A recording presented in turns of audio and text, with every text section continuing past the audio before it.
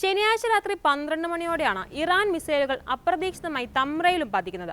പട്ടണത്തിൽ അധ്യാപകനായ മനാർ ഖാത്തിബും കുടുംബവും തമ്രയിലെ വീട്ടിൽ ഉറങ്ങാനുള്ള ഒരുക്കത്തിലായിരുന്നു. അപ്പോൾ പെട്ടെന്നാണ് അപ്രതീക്ഷിതമായി എത്തിയ മിസൈൽ ആ വീടിന് മുകളിൽ പതിച്ചത്.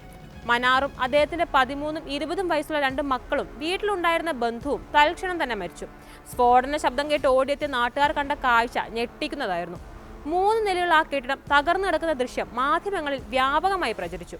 ഇറാൻ ആക്രമണത്തിൽ കൊല്ലപ്പെട്ടത് അറബികളാണെന്ന തരത്തിൽ ഇസ്രായേൽ ഹാൻഡിലുകളും ഇത് ആഘോഷിച്ചു. എന്നാൽ ഇസ്രായേൽ ഭരണകൂടം വടക്കൻ മേഖലയിലെ അറബ് സമൂഹത്തെ യുദ്ധത്തിൽ മനുഷ്യ കവചങ്ങളായി ഉപയോഗിക്കുകയാണെന്ന ആരോപണങ്ങളാണ് ഇപ്പോൾ പുറത്തുവരുന്നത്. മറ്റ് ഇസ്രായേൽ പ്രദേശങ്ങളിൽ നിന്ന് വ്യത്യസ്തമായി ഒരു തരത്തിലുമുള്ള സുരക്ഷാ സംവിധാനങ്ങളോ എയർ ഡിഫൻസ് സന്നാഹങ്ങളോ ആ അറബ് മേഖലയിലില്ല. ജനങ്ങൾക്ക് മാറാനായി ബോംബ് ഷെൽട്ടർ സജ്ജീകരണങ്ങളും അവിടെ വേണ്ടത്ര ഇല്ലെന്നാണ് റിപ്പോർട്ടുകൾ. ശനിയാഴ്ച രാത്രിയും ഞായറാഴ്ച പുലർച്ചെയുമായി ഇറാൻ നടത്തിയ മിസൈൽ വർഷങ്ങളിൽ ഏറ്റവും വലിയ ദുരന്തമുണ്ടായത് വടക്കൻ ഇസ്രായേൽ നഗരമായ ഹൈഫയിലായിരുന്നു. വലിയ നാശനഷ്ടങ്ങളാണ് മേഖലയിൽ ഒന്നാകെ റിപ്പോർട്ട് ചെയ്യുന്നത്. ഹൈഫയിലെ അറബ് ഭൂരിപക്ഷ പ്രദേശമായ തമ്രയിൽ അതിന്റെ വ്യാപ്തി വലുതാകുന്നത് സ്വാഭാവികമാണെന്നാണ് സാമൂഹിക പ്രവർത്തകർ ഇപ്പോൾ ചൂണ്ടിക്കാട്ടുന്നത്. അറബ് മേഖലയിൽ കാലങ്ങളായി ഇസ്രായേൽ നടപ്പാക്കുന്ന വംശീയ വിവേചനങ്ങൾ വിശദമായി പരിശോധിക്കാം. സ്വാഗതം ഇൻഡെപ്തിലേക്ക്.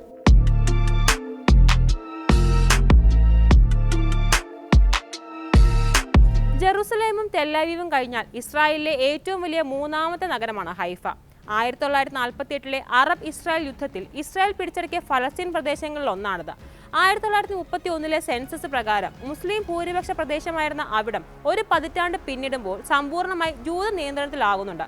മുസ്ലിം ക്രിസ്ത്യൻ ജനസംഖ്യയെല്ലാം ബഹുദൂരം പിന്നിലാക്കിയായിരുന്നു ഹൈഫയിൽ അതിവേഗത്തിൽ ജൂത കുടിയേറ്റവും അധിവാസവും സംഭവിച്ചത്.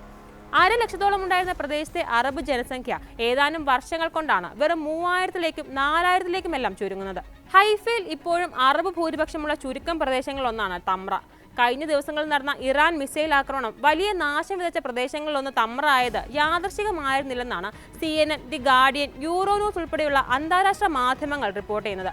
മറ്റ് ഇസ്രായേൽ പ്രദേശങ്ങളിൽ നിന്ന് വ്യത്യസ്തമായി ഭരണകൂടത്തിന്റെ ഒരു ശ്രദ്ധയും പരിഗണനയും ലഭിക്കാത്ത മേഖലയാണിത്.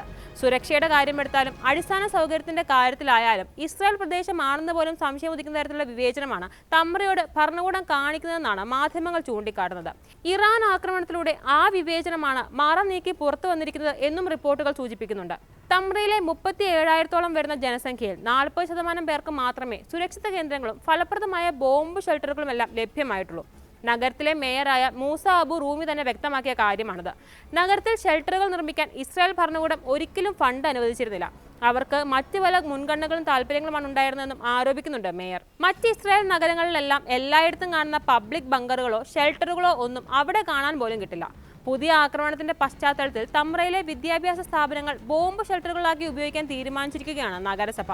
സ്വന്തം വീടുകൾ സുരക്ഷിതമല്ലെന്ന് തോന്നുന്നവർക്കെല്ലാം ഇവിടെ താമസിക്കാമെന്നാണ് അറിയിച്ചിരിക്കുന്നത്. ആക്രമണത്തിന് പിന്നാലെ പല മന്ത്രിമാരും സ്ഥലം സന്ദർശിച്ചിരുന്നു. കൂടുതൽ മന്ത്രിമാരും നേതാക്കളും ഇനിയും സന്ദർശനത്തിനെത്തുമെന്നാണ് അറിയുന്നത്.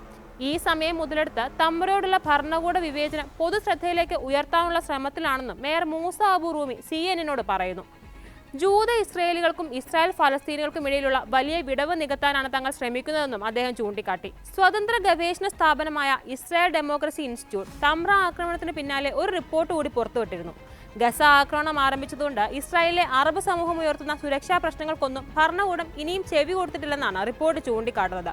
മേഖലയിൽ അറബികൾക്കും ജൂത സമൂഹത്തിന് നൽകുന്ന സംരക്ഷണത്തിലും പരിഗണനയിലുമെല്ലാം വലിയ വ്യത്യാസമുണ്ടെന്നും അതിൽ പറയുന്നുണ്ട്. സിവിൽ ഡിഫൻസിന്റെ കൂടി പങ്കാളിത്തത്തോടെയാണ് ഇസ്രായേലിലെ അടിസ്ഥാന സൗകര്യങ്ങളെല്ലാം നിർമ്മിക്കുന്നത്. 1990-കൾക്ക് ശേഷം നിർമ്മിച്ച എല്ലാ വീടുകൾക്കും പാർപ്പിട സമുച്ചയങ്ങൾക്കും വ്യാവസായിക കെട്ടിടങ്ങൾക്കുമെല്ലാം ഒപ്പം ബോംബ് ഷെൽട്ടറുകളും ഉണ്ടായിരിക്കണമെന്ന് ഇസ്രായേൽ നിയമം വ്യക്തമാക്കുന്നുണ്ട്. എന്നാൽ അറബ് ഭൂരിപക്ഷ മേഖലയിൽ സ്ഥിതി ഇതല്ല. അത്തരം നിയമങ്ങൾ കൃത്യമായി നടപ്പാക്കുന്ന കാര്യത്തിൽ ഭരണകൂടം ശ്രദ്ധ ചെലുത്തിയിട്ടേയില്ല. ഇതിനു പുറമെ അറബ് ഭൂരിപക്ഷ പ്രദേശങ്ങളിലെ പൊതുസ്ഥലങ്ങളിലൊന്നും മറ്റിടങ്ങളിലെ പോലെ പൊതു ഷെൽട്ടറുകളോ സുരക്ഷിത കേന്ദ്രങ്ങളോ ബങ്കറുകളോ ഒന്നും കാര്യമായി ലഭ്യമല്ലെന്ന് association for civil rights in Israel പറയുന്നുണ്ട്. വടക്കൻ മേഖലയിലെ അറബ് പട്ടണങ്ങളിലെ പ്രതിരോധ സുരക്ഷാ രംഗങ്ങളിലെല്ലാം വലിയ വിവേചനം നിലനിൽക്കുന്നുണ്ടെന്നും കൂട്ടായ്മ ചൂണ്ടിക്കാട്ടുന്നു. വംശീയതയാണ് ഈ വിവേചനങ്ങൾക്കെല്ലാം കാരണമെന്നാണ് നാട്ടുകാർ പറയുന്നത്. തൊട്ടടുത്തുള്ള ജൂത ഭൂരിപക്ഷ പ്രദേശമായ മിറ്റ്സ്പെ അവീവ് ഈ വിവേചനങ്ങളുടെ നേർ സാക്ഷ്യമാണ്. വലിയ സുരക്ഷാ സംവിധാനങ്ങളും ബങ്കറുകളും ഷെൽട്ടറുകളും എല്ലാം അവിടെ വ്യാപകമായി കാണാനാകും. തമ്രയിലെ ആക്രമണ സമയത്ത് മിറ്റ്സ്പെയിലെ ജൂത സമൂഹം ആഘോഷിക്കുന്ന ദൃശ്യങ്ങൾ സോഷ്യൽ മീഡിയ പ്രചരിച്ചിരുന്നതായും CNN റിപ്പോർട്ട് ചെയ്യുന്നുണ്ട്. ഇറാനിൽ നിന്നുള്ള മിസൈലുകളും റോക്കറ്റുകളും വർഷിക്കുമ്പോൾ നിങ്ങളുടെ ഗ്രാമം കത്തി അമരട്ടെ എന്ന് ആർത്ത് വിളിച്ചായിരുന്നു അത്രേ ആഘോഷം. ഇസ്രായേൽ സമൂഹത്തിനിടയിൽ പടർന്നു പിടിക്കുന്ന വംശീയതയുടെയും ഫാസിസ്റ്റ് മനോഭാവത്തിന്റെയും പ്രതിഫലനമാണ് സംഭവമെന്നാണ് പാർലമെന്റിലെ അറബ് അംഗമായ ഡോക്ടർ അഹമ്മദ് തീബി വിമർശിച്ചത്. ലജ്ജാകരവും അറപ്പുളവാക്കുന്നതുമായ ദൃശ്യങ്ങളാണ് മിറ്റ്സ്പെ അവിയിൽ നിന്ന് പുറത്തുവരുന്നതെന്നാണ് മറ്റൊരു പാർലമെന്റ് അംഗം നാമ ലാസിമി എക്സിൽ കുറിച്ചത്. മേഖലയിലെ ഷെൽട്ടറുകളുടെ ദൗർലഭ്യത്തിന് കാരണം ഇസ്രായേൽ ഭരണകൂടത്തിന്റെ വംശീയ നയമാണെന്നും അവർ കുറ്റപ്പെടുത്തി.